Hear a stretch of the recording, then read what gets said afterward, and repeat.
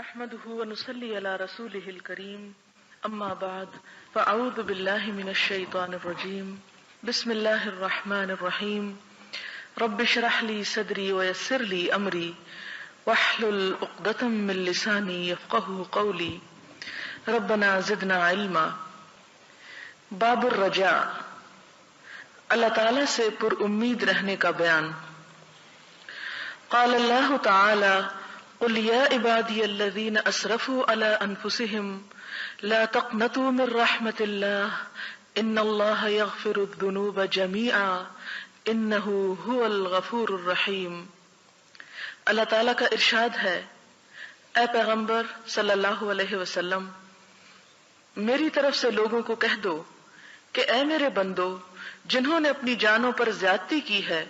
خدا کی رحمت سے نا امید نہ ہونا. خدا تو سب گناہوں کو بخش دیتا ہے اور وہ تو بخشنے والا مہربان ہے. وقال تعالی وهل نجازی الا الکفور، فرمایا اور ہم سزا ناشکرے ہی کو دیتے ہیں. وقال تعالی انا قد اوحی الینا ان العذاب علی من کذب وتولی، نیز فرمایا ہماری طرف وحی آئی ہے کہ جو جھٹلائے اور منہ پھیرے اس کے لیے عذاب تیار ہے. وقال تعالی ورحمتی وسعت کل شیء، نیز فرمایا اور جو میری رحمت ہے وہ ہر چیز کو شامل ہے، ہر چیز پہ چھائی ہوئی ہے. جیسا کہ آپ کو یاد ہوگا کہ پچھلی مرتبہ ہم نے باب الخوف پڑھا تھا اور اس میں ایسی احادیث پڑھی تھی جس سے ہمیں اللہ تعالیٰ سے ڈرنے کے بارے میں معلوم ہوا اور اللہ تعالیٰ کی عظمت و کبریائی اور اس کی قدرت و ہیبت کے بارے میں ہم نے پڑھا. اور اس مرتبہ اللہ تعالیٰ سے اچھی امید اور مغفرت اور بخشش اور رحمت کا تصور جو انسان کے دل میں ہونا چاہیے اس کے بارے میں یہ آیات اور پھر احادیث ہیں. ان آیات میں سب سے پہلی آیت جس کو آپ دیکھ رہے ہیں کہ اللہ تعالیٰ کی رحمت سے نا امید نہیں ہونا چاہیے کسی بھی معاملے میں، خواہ وہ دنیا کا ہو یا وہ آخرت کا ہو. اور پھر یہ کہ اللہ تعالیٰ جب تک انسان شکر گزار ہوتا ہے اس وقت تک اس کے ساتھ خیر اور بھلائی رکھتے ہیں، اور اللہ تعالیٰ کی سزا انہی لوگوں پر ہوتی ہے جو نعمتوں کی ناشکری کرتے ہیں. اور ان نعمتوں میں سب سے بڑی نعمت اسلام کی نعمت ہے کہ اگر کوئی شخص اس سے منہ موڑ جاتا ہے تو اس سے پھر اللہ تعالیٰ کی سزا سے وہ نہیں بچ سکتا. اور پھر یہ بھی فرمایا کہ جو جھٹلائے اور منہ پھیرے، یعنی دین اسلام کو جھٹلا دے اور اس سے منہ پھیرے تو اس کے لیے پھر اللہ تعالیٰ کا عذاب تیار ہے. اور یہ بھی کہ اللہ تعالیٰ کی رحمت اس کے غضب پر بھاری ہے اور وہ انسان کے ہزاروں گناہوں کو لمحے میں معاف کر سکتا ہے اگر انسان اپنے رب کی طرف رجوع کرنے والا ہو. اس سلسلے میں پہلی حدیث ہے، وعن عبادة بن الصامت رضی اللہ عنہ قال قال رسول اللہ صلی اللہ علیہ وسلم من شہد ان لا الہ الا اللہ وحدہ لا شریک له وان محمدا عبدہ ورسولہ وان عیسیٰ عبد اللہ ورسولہ وکلمتہ القاها الى مریم وروح منہ وان الجنة حق والنار حق ادخلہ اللہ الجنة على ما كان من العمل متفق علیہ. وفی روایت لمسلم من شہد ان لا الہ الا اللہ وان محمد رسول اللہ حرم اللہ علیہ النار. حضرت عبادہ بن صامت بیان کرتے ہیں کہ رسول اللہ صلی اللہ علیہ وسلم نے فرمایا، جو شخص یہ کلمہ پڑھے یا اس بات کی گواہی دے کہ اللہ کے علاوہ کوئی معبود نہیں اور اس کا کوئی شریک نہیں، اور یہ کہ محمد صلی اللہ علیہ وسلم اللہ کے بندے اور اس کے رسول ہیں، اور حضرت عیسیٰ علیہ السلام اللہ کے بندے اور اس کے رسول ہیں، یعنی ان کو اللہ کا بیٹا نہ کہے، اور اس کے کلمہ ہیں جس کا حضرت مریم کی طرف اس نے القاء کیا، اور اس کی روح اور جنت اور جہنم حق ہیں، تو اس کو اللہ تعالیٰ جنت میں داخل کرے گا، خواہ اس کے اعمال کیسے ہی کیوں نہ ہوں، یعنی خواہ اس سے بڑی بڑی غلطیاں ہی کیوں نہ سرزد ہوں، لیکن اگر مرتے دم تک وہ عقیدہ توحید پر جمع رہا اور شرک سے پاک رہا تو اللہ تعالیٰ اس وجہ سے اس کے دوسرے گناہ بھی معاف کر دیں گے. پھر دوسری روایت میں ہے کہ جو شخص اس بات کی گواہی دے کہ اللہ کے علاوہ کوئی معبود نہیں اور محمد صلی اللہ علیہ وسلم اللہ کے رسول ہیں تو اللہ تعالیٰ اس پر دوزخ کو حرام قرار دے دیتے ہیں. اگلی حدیث حضرت ابو ذر سے روایت ہے، کہتے ہیں کہ نبی صلی اللہ علیہ وسلم نے فرمایا، اللہ عز و جل فرماتے ہیں جو شخص ایک نیکی کرے اس کو اس کا 10 گنا یا اس سے بھی زیادہ ملے گا، اور جو شخص برائی کرے گا تو برائی کا بدلہ برائی کی مانند ہوگا، یعنی اتنا ہی جتنی برائی ہوگی، اور جو شخص برائی کرے گا تو برائی کا بدلہ برائی کے برابر ہی ہوگا، یا میں اس کو بھی معاف کر دوں گا۔ اور جو شخص مجھ سے بالشت بھر قریب ہوگا، یعنی ایک بالشت، میں اس سے 1 ہاتھ قریب ہوں گا، یعنی ہاتھ سے مراد یہ نہیں یعنی بالش سے بڑا، اس پورے حصے کو پھر ہاتھ بولا جاتا ہے۔ اس کو عربی میں ذراع بولتے ہیں، اور عربی میں گز کے لیے بھی لفظ ذراع استعمال ہوتا ہے، اور آپ نے دیکھا ہوگا کہ ہمارے ہاں پہلے زمانے کی دادی نانی جو ہوتی ہیں وہ گز کو اس طرح بازو اور یہاں تک ناپ کر لیتے ہیں، تو اس کی طرف اشارہ ہے۔ اور جو شخص مجھ سے 1 ہاتھ قریب ہوگا میں اس سے 2 ہاتھ قریب ہوں گا، جو شخص میرے پاس پیدل چلتا ہوا آئے گا میں اس کے پاس دوڑتا ہوا جاؤں گا، اور جو شخص زمین کے بھرنے کے مطابق گناہ لے کر مجھ سے ملے گا بشرطے کہ میرے ساتھ کسی کو شریک نہ کرے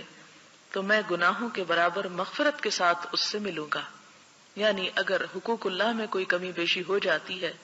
تو اللہ تعالیٰ اس بندے کو معاف کر دیتے ہیں، لیکن یہاں یہ بات یاد رہے کہ جب انسان حقوق العباد میں کمی کرتا ہے تو اس پر اللہ تعالیٰ کا صاف فیصلہ ہے کہ جب تک بندے معاف نہ کریں اللہ تعالیٰ بھی معاف نہیں کریں گے، کیونکہ قیامت کے دن پورا انصاف ہوگا، اور جس پر ذرا برابر بھی ظلم کیا گیا یا کسی کا دل دکھایا گیا تو اسے اس کا بدلہ دینا ہوگا۔ یہاں انہوں نے عربی عبارت کے ساتھ لکھا ہے، حدیث کا مفہوم یہ ہے کہ جو شخص میری اطاعت کر کے میرا قرب حاصل کرتا ہے تو میں اپنی رحمت کے ساتھ اس کے قریب ہوتا ہوں، اگر وہ اطاعت میں زیادتی کرتا ہے تو میں بھی رحمت میں زیادتی کرتا ہوں، اور اسی طرح برعکس بھی۔ اور یہاں پر لفظ ہر ولتن استعمال ہوا ہے۔ ہر ولا کا معنی ہوتا ہے تیز دوڑنا، یعنی میں اس پر اپنی رحمت نازل کرتا ہوں، اور رحمت میں یعنی تیزی، زیادتی، اور پھر یہ کہ سبقت اختیار کی، یعنی میں نے اس کو مقصود حاصل کرنے کے لیے زیادہ چلنے کی تکلیف نہ دی۔ اگلی حدیث حضرت جابر سے ہے، بیان کرتے ہیں کہ ایک جنگلی نبی صلی اللہ علیہ وسلم کی خدمت میں پہنچا اور عرض کیا، یا رسول اللہ، وہ 2 چیزیں کیا ہیں جو دوزخ اور بہشت کو واجب کرنے والی ہیں؟ آپ نے فرمایا، جو شخص فوت ہو گیا اللہ کے ساتھ کسی چیز کو شریک نہ ٹھہراتا تھا جنت میں داخل ہوگا، اور جو شخص فوت ہوا کہ اللہ کے ساتھ کسی کو شریک ٹھہراتا تھا وہ جہنم میں داخل ہوگا۔ یعنی اللہ تعالیٰ کے ہاں شرک ہی ایک ایسا بڑا گناہ ہے جو کسی طرح معاف نہیں ہوگا، دوسرے گناہ انسانوں کے معاف ہو جاتے ہیں۔ ایک گناہ کے بعد جب انسان کوئی نیکی کر لیتا ہے تو قرآن پاک میں آتا ہے کہ ان الحسنات یذہبن السیئات، کہ نیکیاں دوسری برائیوں کو مٹا دیتی ہیں، اور اسی طرح انسان جب توبہ استغفار کرتا ہے تو سارے گناہوں کی اس سے معافی ہو جاتی ہے۔ لیکن شرک ایسا گناہ ہے کہ جس سے انسان جب تک توبہ نہ کرے، استغفار نہ کرے، تو صرف دوسری نیکیاں کرنے کی وجہ سے وہ گناہ صاف نہیں ہوتا۔ حضرت انس بیان کرتے ہیں کہ نبی صلی اللہ علیہ وسلم سواری پر تھے اور حضرت معاذ رضی اللہ تعالی عنہ آپ کے پیچھے سواری پر بیٹھے ہوئے تھے۔ آپ نے فرمایا، اے معاذ۔ معاذ رضی اللہ تعالی عنہ نے عرض کیا، یا رسول اللہ صلی اللہ علیہ وسلم، میں آپ کی خدمت میں حاضر ہوں۔ عربی عبارت ہے، قال لبیک یا رسول اللہ۔ آپ نے فرمایا، اے معاذ۔ اس نے جواب دیا، لبیک و سعدیک۔ یہ 3 مرتبہ ایسے ہی آپ نے پکارا، اور حضرت معاذ نے اسی طرح جواب دیا بہت ادب اور احترام کے ساتھ۔ 3 دفعہ آپ نے متوجہ کرنے کے بعد فرمایا، نہیں ہے کوئی بندہ جو صدق دل سے اس بات کی گواہی دیتا ہو کہ اللہ کے علاوہ کوئی معبود نہیں اور محمد صلی اللہ علیہ وسلم اس کے بندے اور رسول ہیں، مگر اللہ تعالیٰ اس پر دوزخ کو حرام کر دیتے ہیں۔ حضرت معاذ نے عرض کیا، یا رسول اللہ، کیا میں اس بات کی لوگوں کو خبر نہ دے دوں تاکہ وہ خوش ہو جائیں؟ فرمایا، نہیں، اس وقت وہ بھروسہ کر بیٹھیں گے۔ چنانچہ حضرت معاذ نے فوت ہونے کے وقت علم کو چھپانے کے گناہ سے بچتے ہوئے اس حدیث کو بیان کر دیا۔ بخاری اور مسلم کی روایت ہے۔ یعنی اس حدیث سے بظاہر تو یوں معلوم ہوتا ہے کہ جیسے اگر کوئی شخص ایک دفعہ لا الہ الا اللہ پڑھ دے تو اس کے بعد اس کے سب گناہ معاف ہو جائیں گے، خواہ وہ کیسے ہی کیوں نہ ہو۔ لیکن پہلے بھی میں آپ سے یہ عرض کر چکی ہوں کہ دین کے بارے میں کسی ایک آیت یا کسی ایک حدیث سے پورا مفہوم نہیں نکالا جا سکتا جب تک اس کے ساتھ کی دوسری چیزوں کو بھی سامنے نہ رکھا جائے. اور اس سلسلے میں آپ جانتے ہیں کہ قرآن پاک میں اہل ایمان ہی کو مخاطب کر کے یہ بھی کہا گیا کہ اپنے آپ کو اور اپنے گھر والوں کو جہنم کی آگ سے بچاؤ، اور بارہا کوشش اور محنت اور عمل صالح کی طرف توجہ دلائی گئی. پھر دوسرا سوال یہ پیدا ہوتا ہے کہ اگر بات ایسی ہی ہے تو پھر اتنی بڑی بڑی خوشخبریاں جو ہیں یہ کیوں کر ہیں اور کس لیے ہیں؟ اس کی وجہ یہ ہے کہ یہاں پر آپ غور کر رہے ہیں کہ ہر حدیث میں سچے دل سے اور پورے خلوص سے لا الہ الا اللہ پڑھنے کی بات ہو رہی ہے. اس کی وجہ یہ ہے کہ جب انسان سچے دل سے ایک بات کہتا ہے تو لازماً اس کا اثر اس کے عمل پر بھی پڑتا ہے. کہ لا الہ الا اللہ کا مطلب یہ نہیں کہ انسان بغیر سوچے سمجھے ایک تسبیح کو دہراتا چلا جائے، بلکہ اس کا مطلب یہ ہے کہ اللہ کے سوا کسی اور کو الہ نہ بنائے. اور پھر اس میں انسان کا اپنا نفس بھی آ جاتا ہے کہ اس کو بھی شریک نہ کرے، اس کی خواہشات آ جاتی ہیں، شیطان آ جاتا ہے، دوسری مخلوق آ جاتی. اس لیے کہ قرآن پاک میں اللہ تعالیٰ انسان کی خواہش نفس کو بھی الہ کہتے ہیں. اور حدیث میں آتا ہے کہ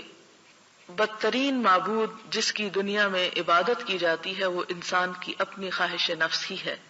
کہ اگر انسان اللہ تعالیٰ کے مقابلے میں اپنی خواہشات کو برابر کا کر لیتا ہے تو یہ بھی شرک ہی کی ایک قسم ہو جاتی ہے. اور جیسا کہ حضور صلی اللہ علیہ وسلم نے فرمایا کہ میں اپنی امت کے بارے میں اس بات سے ڈرتا ہوں کہ وہ شرک اصغر میں مبتلا ہو جائیں گے. اور آپ سے پوچھا گیا کہ شرک اصغر کیا ہے اے اللہ کے رسول صلی اللہ علیہ وسلم؟ تو آپ نے فرمایا کہ ریاکاری، دکھاوا، دکھاوے کی نماز، دکھاوے کا روزہ، دکھاوے کا صدقہ خیرات اور دکھاوے کے دیگر نیک عمل. اور اسی طرح آپ صلی اللہ علیہ وسلم نے اس بات سے بھی خبردار کیا کہ میری امت میں شرک اس طرح داخل ہو جائے گا جس طرح سیاہ رات میں سیاہ پتھر پر سیاہ چیونٹی کہ پتہ بھی نہ چلے اور انسان شرک کی طرف نکل جائے.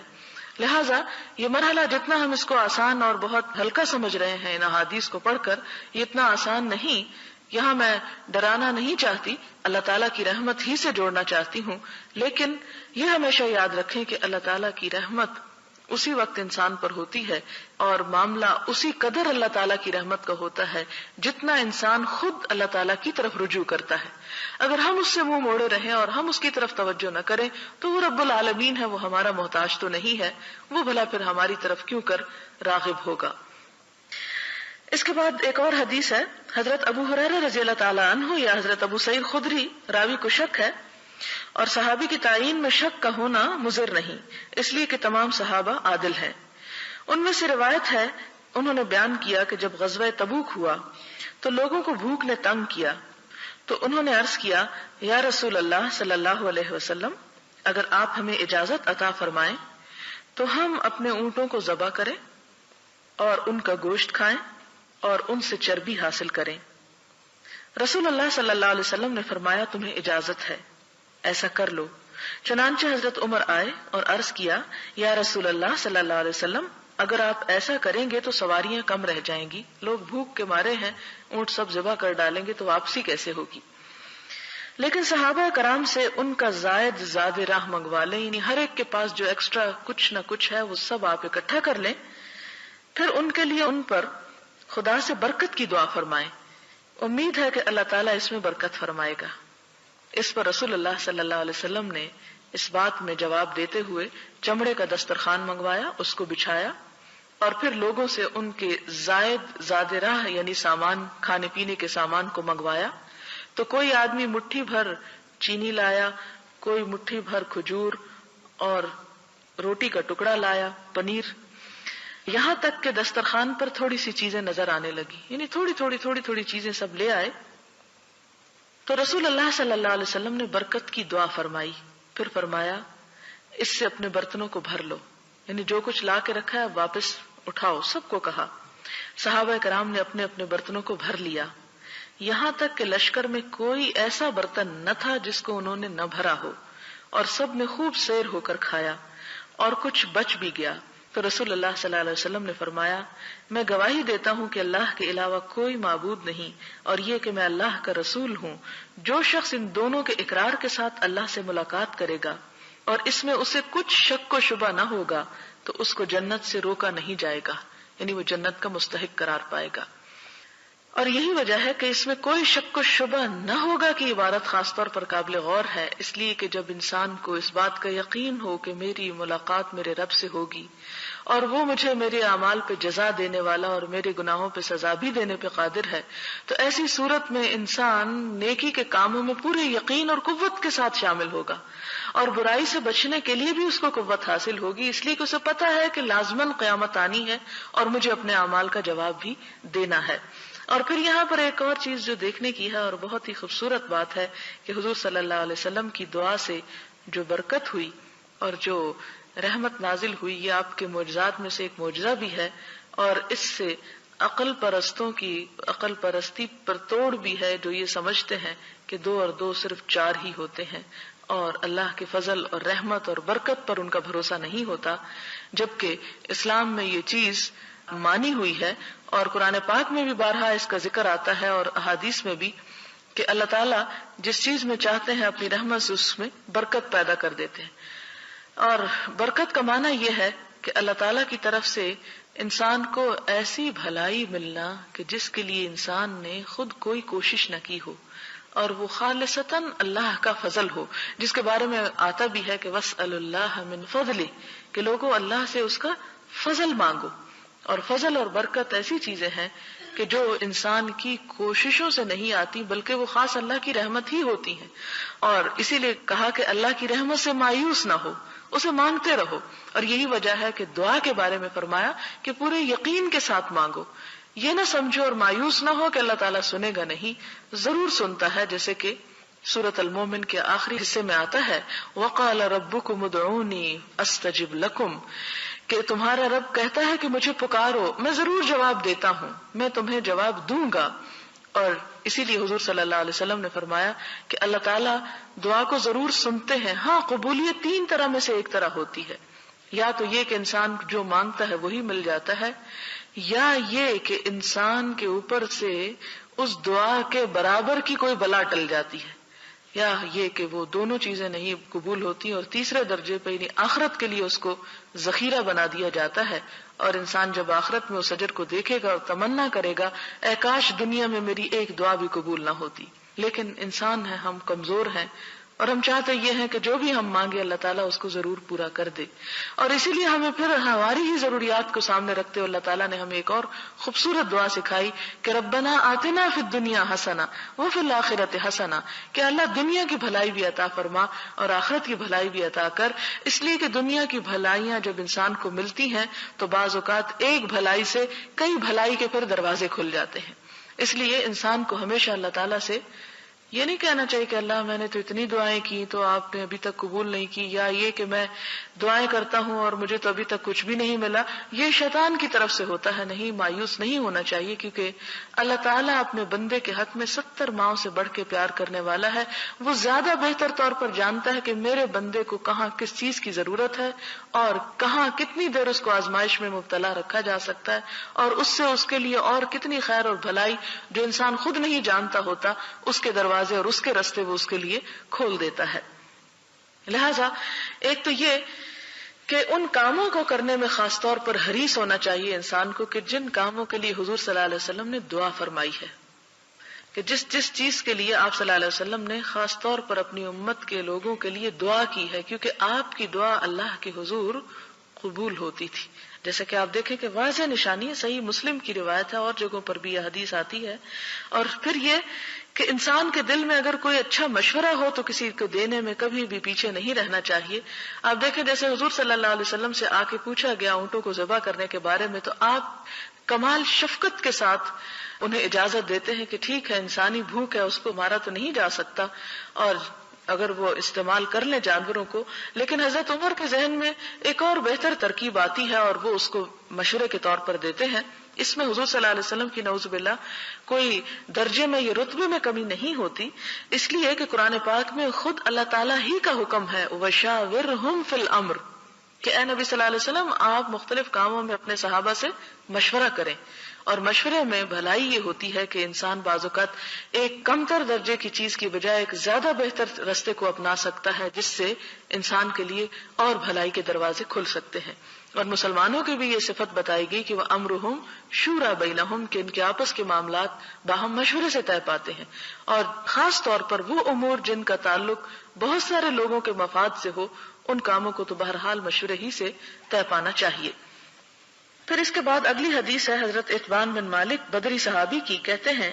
کہ میں اپنی قوم بنو سالم کو نماز پڑھایا کرتا تھا۔ بارشوں کے موسم میں میرے اور ان کے درمیان وادی حائل ہو جاتی تو میرے لیے اس سے گزر کر مسجد جانا مشکل ہو جاتا۔ چنانچہ میں نے رسول اللہ صلی اللہ علیہ وسلم کی خدمت میں عرض کیا کہ میری بینائی کمزور ہو چکی ہے اور میرے اور قوم کے درمیان بارشوں کے موسم میں وادی بہنے لگتی ہے تو میرے لیے اس سے گزرنا مشکل ہو جاتا ہے۔ میں چاہتا ہوں کہ آپ میرے گھر تشریف لائیں اور اس میں کسی جگہ نماز پڑھیں تاکہ میں اس کو نماز پڑھنے کے لیے مقرر کر لوں، یعنی میں پھر جہاں آپ پڑھائیں گے یعنی برکت ہوگی اور وہاں میں پھر نماز ہمیشہ کے لیے پڑھوں گا اور میرے لیے وہ جگہ مسجد قرار پائے گی۔ رسول اللہ صلی اللہ علیہ وسلم نے فرمایا اچھا میں آؤں گا۔ چنانچہ اس سے دوسرے دن نبی صلی اللہ علیہ وسلم اور حضرت ابو بکر رضی اللہ تعالی عنہ سورج کے بلند ہونے کے وقت اس کی طرف چل دیے، یعنی صبح سویرے چل دیے۔ آپ نے اندر داخل ہونے کی اجازت مانگی۔ اتبان کہتے ہیں کہ میں نے اجازت دی، آپ اندر تشریف لائے، لیکن بیٹھنے سے پہلے آپ نے فرمایا تو کون سی جگہ پسند کرتا ہے جہاں میں نماز پڑھوں؟ میں نے ایک جگہ کی طرف اشارہ کرتے ہوئے کہا کہ میں اس جگہ آپ کے نماز پڑھنے کو پسند کرتا ہوں۔ چنانچہ آپ کھڑے ہو گئے، آپ نے تکبیر تحریمہ کہی، ہم نے بھی آپ کے پیچھے صفیں باندھ لی، آپ نے 2 رکعت نفل نماز پڑھائی، آپ نے سلام پھیرا، ہم نے بھی سلام پھیرا۔ میں نے آپ کو حلوہ تناول کرنے کے لیے روک لیا، یعنی مہمانی کے طور پر پیش کیا، جو آپ کے لیے تیار کیا گیا تھا۔ قریب گھر والے لوگوں نے سنا کہ رسول اللہ صلی اللہ علیہ وسلم میرے گھر میں تشریف فرما ہیں تو انہوں نے بھی آنا شروع کر دیا، یہاں تک کہ گھر میں بہت سے لوگ جمع ہو گئے۔ ایک آدمی نے کہا کہ مالک بن دخشم کو کیا ہو گیا ہے، نظر نہیں آ رہا۔ ایک نے کہا وہ تو منافق ہے، اللہ اور اس کے رسول کے ساتھ اسے کچھ محبت نہیں۔ رسول اللہ صلی اللہ علیہ وسلم نے فرمایا ایسی بات نہ کہیں، کیا آپ دیکھتے نہیں کہ وہ اقرار کرتا ہے کہ اللہ کے سوا کوئی معبود نہیں، اس کے ساتھ وہ اللہ کی رضا چاہتا ہے؟ اس پر اس نے کہا اللہ اور اس کے رسول خوب جانتے ہیں، لیکن ہم تو بظاہر اس کی محبت اور اس کی باتیں کرنا سوائے منافقین کے اور کسی کے ساتھ نہیں دیکھتے۔ تو رسول اللہ صلی اللہ علیہ وسلم نے فرمایا بے شک اللہ تعالیٰ نے اس شخص پر دوزخ کی آگ کو حرام کر دیا ہے جو اقرار کرتا ہے کہ اللہ کے علاوہ کوئی معبود نہیں، اس سے اس کا مقصود اللہ کی رضا جوئی کے علاوہ اور کچھ نہ ہو۔ شرط پھر لگا دی ساتھ۔ اس حدیث میں بہت سی باتیں ہیں سمجھنے کی۔ ایک تو یہ ہے کہ مسجد نبوی کے ہوتے ہوئے جیسے کہ قرآن پاک میں آپ نے پڑھا کہ مسجد زرار بنانے کی اجازت نہ دی گئی، لیکن اس کے علاوہ اور بہت سے مقامات پر لوگوں نے آپ کے دور میں ہی مسجدیں بنائی اور ان میں نمازیں ادا کی گئی۔ تو یہاں سے یہ پتہ چلتا ہے کہ کسی اچھے کام کو شروع کرنے سے پہلے، یعنی انہوں نے چاہا کہ ان کے گھر کا ایک حصہ مسجد بن جائے، تو کسی نیک انسان سے اس کا افتتاح کرانا یا اس سے ابتدا کرانا جو ہے یہ ایک مسنون عمل ہے، جس طرح کہ حضور صلی اللہ علیہ وسلم کو بلا کر اس نے ابتدا کرائی۔ دوسری بات یہاں یہ پتہ چلتی ہے کہ حضور اکرم صلی اللہ علیہ وسلم نے نفل نماز جماعت سے پڑھائی، کیونکہ عموماً جب صلاۃ التسبیح وغیرہ پڑھائی جاتی ہے تو لوگ اعتراض کرتے ہیں جی نفل نماز ہے، جماعت سے پڑھانا جو ہے بدعت ہے۔ ہر چھوٹی بڑی بات پہ بدعت کا فتویٰ لگا دینا جو ہے وہ درست نہیں ہے، اگر کہیں سے بھی اس کا کوئی دلیل یا جواز یا اس میں خیر ملتی ہو۔ تو یہاں ہم دیکھتے ہیں کہ حضور صلی اللہ علیہ وسلم آگے کھڑے ہوئے اور صحابہ کہتے ہیں کہ ہم نے پیچھے صفیں بنا لی اور آپ نے اس وقت نفل نماز پڑھائی۔ تو گویا یہ نہیں کہ انسان جب صلاۃ و تسبیح پڑھے تو جماعت ہی سے پڑھے اور ویسے نہ پڑھے، ویسے بھی پڑھ لے، لیکن اگر جماعت سے پڑھ لیتا ہے تو اس کے پڑھنے میں حرج نہیں۔ یا اسی طرح اگر کوئی اور نفل جیسے تراویح وغیرہ میں آپ دیکھتے ہیں کہ وہ بھی ایک طرح سے نفل نماز ہی ہے، لیکن جماعت سے پڑھنے میں انسان کا بوجھ بھی ہلکا ہو جاتا ہے، اور وہ تو خیر آپ کی سنت بھی ہے کہ 3 دن آپ سے پڑھانا اس کا ثابت بھی ہے۔ تو فرض نمازوں کے علاوہ نفل نماز کی جماعت جو ہے اس کی اجازت اس حدیث کے روح سے ملتی ہے۔ اور پھر آپ دیکھیں کہ ایسا کام کہ جس کے کرنے سے خیر کا پہلو جس میں نمایاں ہو اور جس کے اندر حضور صلی اللہ علیہ وسلم کے عمل کی تائید ملتی ہو تو اس کے انکار میں شدت نہیں برتنی چاہیے. اگر کسی کا دل نہ چاہے ایسا خود کوئی کام کرنے کو تو وہ اسے دوسروں پر مسلط نہ کرے. پھر ایسا ہے کہ اس کے بعد آپ صلی اللہ علیہ وسلم نے جب نماز پڑھا لی تو آس پاس پڑوس کے لوگوں کو پتا چلا، وہ سب بھی آ گئے. تو اس موقع پر ایک شخص وہاں نہیں تھا. تو جیسے عام طور پر یہ ہوتا ہے کہ اگر ایک شخص نہیں تو لوگ آسانی سے اس کی غیبت شروع کر دیتے، ہاں وہ فلاں ایسا اور ایسا. تو یہی حال یہاں پیش آیا کہ لوگوں نے ایک شخص کو دیکھا کہ وہ نہیں آیا تو دوسرے نے اس پر کمنٹس دیے کہ وہ تو منافق ہے. آپ صلی اللہ علیہ وسلم نے یہ بات پسند نہیں کی، اس لیے کہ اسلام کا یہ طریقہ ہے کہ لوگوں سے ان کے صرف ظاہر پر معاملہ کرو، جب تک ان کے عمل میں کوئی ایسی چیز ثابت نہیں ہو جاتی تو ان سے درگزر کرو. یہی وجہ کہ آپ صلی اللہ علیہ وسلم نے اس بات کو انکریج نہیں کیا، بلکہ کیا فرمایا کہ کیا تم دیکھتے نہیں کہ وہ اقرار کرتا ہے کہ اللہ کے سوا کوئی معبود نہیں، وہ کلمہ پڑھتا ہے. یہی وجہ ہے کہ منافقین کلمہ پڑھ کر مسلمانوں کو دھوکہ دیتے تھے، لیکن اس کے باوجود آپ ان کے ساتھ سختی کا معاملہ نہیں کرتے تھے، یہاں تک کہ اللہ تعالیٰ کی طرف سے حکم آ گیا کہ اب ان کے ساتھ سختی کرو جو جہاد میں جانے سے پیچھے رہ جاتے ہیں. اور اس سے پہلے کیا حکم آیا؟ خذ العفو، ان کو معاف کر دو، ان سے درگزر کرو. اور یہاں پر بھی ہم دیکھتے ہیں کہ آپ صلی اللہ علیہ وسلم نے باوجود اس کے کہ وہ آپ کی مجلس میں حاضر نہیں ہوا، آپ نے اس کے خلاف کوئی بدگمانی نہیں کی اور اس پر کوئی ایسا فتویٰ نہیں لگایا. اور پھر اس کے بعد پھر لوگوں نے کہا کہ نہیں، وہ تو جو باتیں کرتا ہے وہ صرف ظاہریت ہوتی ہیں. آپ نے پھر ان باتوں کو اہمیت نہیں دی اور یہ نہیں کہا کہ ہاں بالکل تم تو صحیح کہتے ہو. ہمارے سامنے اگر کبھی کوئی کسی کی برائی کر دے تو ہم اس کی ہاں میں ہاں ملا دیتے اور ہم کہتے ہیں ہاں آپ درست کہتے ہیں. حالانکہ ہونا یہ چاہیے کہ انسان عدل و انصاف کا دامن کسی وقت ہاتھ سے نہ چھوڑے اور جہاں تک ہو سکے پیٹھ پیچھے دوسرے کا دفاع ہی کرے. کیونکہ حضور صلی اللہ علیہ وسلم نے فرمایا کہ کیا تم یہ نہیں چاہتے کہ تمہاری ایسے موقع پر مدد کی جائے؟ یعنی وہ شخص جو دوسرے کی ایسے موقع پہ مدد نہیں کرتا جب وہ سب سے زیادہ اس مدد کا محتاج ہوتا ہے، تو اس شخص کی بھی ایسے موقع پہ مدد نہیں کی جاتی جب وہ مدد کا محتاج ہوتا. اور مراد اس سے یہ تھی کہ ایک شخص کی اگر عزت پہ حملہ ہو رہا ہو تو دیکھنے سننے والوں کو اسے بچانا چاہیے، کیونکہ وہ شخص خود وہاں موجود نہیں. اور اگر کوئی شخص کسی اور کا دفاع ایسے موقع پہ کرتا ہے تو اللہ تعالیٰ اس کے دفاع کی صورت خود پیدا کر دیتے ہیں کہ جب اس کی عزت پہ کوئی ہاتھ اٹھانے لگے تو اللہ تعالیٰ خود ایسا سبب پیدا کر دیتے ہیں کہ لوگ اس سے باز رہیں. پھر اس کے بعد آپ صلی اللہ علیہ وسلم نے فرمایا کہ جو شخص بھی لا الہ الا اللہ کہے اور اس لا الہ الا اللہ کہنے کی غرض اور نیت یہ ہو کہ اللہ کی رضا ہو تو اللہ تعالیٰ پھر اس کو بخش دیتے ہیں. ہاں دلوں کا معاملہ لوگوں پہ چھوڑ دو، اگر ان کے دلوں میں منافقت ہے اور دلوں کے اندر صرف دنیا کے مفاد کے لیے انہوں نے کلمہ پڑھ رکھا ہے تو پھر اللہ ہی بہتر جانتا ہے، اللہ پہ اس معاملے کو چھوڑ دیا جائے. پھر اسی طرح ایک اور حدیث ہے، حضرت عمر روایت کرتے ہیں کہ رسول اللہ صلی اللہ علیہ وسلم کے پاس کچھ قیدی آئے. ان میں سے ایک قیدی عورت دوڑتی پھر رہی تھی. جب وہ کسی بچے کو دیکھتی اس کو اٹھا کر اپنی چھاتی سے لگا لیتی اور دودھ پلانے لگتی. رسول اللہ صلی اللہ علیہ وسلم نے فرمایا تمہارا کیا خیال ہے، کیا یہ عورت اپنے بچے کو آگ میں ڈال سکتی ہے؟ ہم نے عرض کیا خدا کی قسم نہیں. آپ نے فرمایا اللہ تعالیٰ اپنے بندوں پر اس عورت سے زیادہ رحم کرنے والا ہے جس قدر یہ عورت اپنے بچے پہ شفقت کر رہی ہے. یعنی اللہ تعالیٰ اپنے بندوں کے حق میں اس ماں سے زیادہ مہربان ہے. حضرت ابو ہریرہ روایت کرتے ہیں کہ رسول اللہ صلی اللہ علیہ وسلم نے فرمایا جب اللہ تعالیٰ نے مخلوق کو پیدا فرمایا تو اس نے اس کتاب میں جو اس کے پاس عرش کے اوپر ہے لکھ دیا کہ میری رحمت میرے غضب پر غالب ہوگی، اور ایک روایت میں ہے میرے غضب پر غالب ہے، اور ایک روایت میں ہے کہ میری رحمت میرے غضب سے سبقت لے جا چکی، یعنی آگے بڑھ چکی ہے، یعنی وہ زیادہ ہے غضب کی نسبت.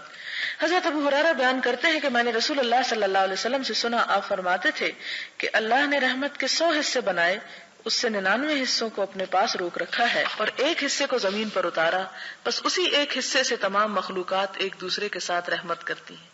یعنی ماں اپنے بچے پہ یا دوست کے ساتھ یا بھائی بہن کے ساتھ جو رحمت اور شفقت کرتے ہیں